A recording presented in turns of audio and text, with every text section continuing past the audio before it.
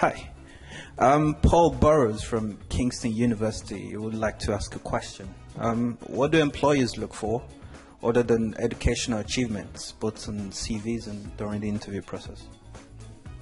On someone's CV, I'm really looking for what they do outside of university, so what groups they're part of, do they do any volunteering, what societies are they part of, did they do an internship somewhere, so obviously any work experience is really relevant, so even if they didn't do an internship, perhaps they did some, a part-time job or a summer placement, so it's all of those other things that make them a real sort of rounded candidate for us, as well as obviously the education piece.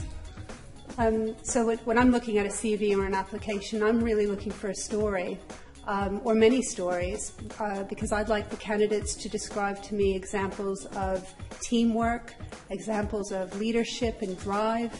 I want them to tell me about a time that they solved a problem, either creatively or analytically, and I'd like to see why they're interested in IBM, what's driving them, what's their passion. So those are the things that I'm looking for, competencies and strengths, communication skills, for example, another thing.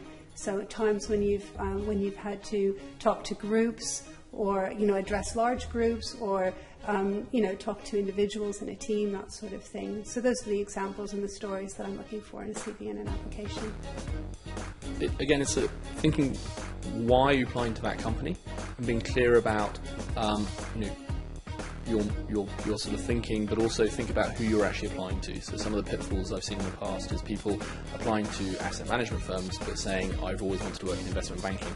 It's straight away your CV or an application will fall to the bottom of the floor. Simple stuff, add that in, and then we'll want to go further, and it's the story bit which is really, really key. What does it tell us about you? I want to meet you at interview. That's where I'm looking at CVs. So don't put it all in there. You don't need War and Peace, but at the same time, it's that looks really interesting. I want to know more about his experience when he went off on a gap year, or her experience of working on the salad packing factory. What did she learn about that? There are all those sort of things. So it's not, when it comes back to work experience, not everyone can get an internship somewhere, but what have you done with your time?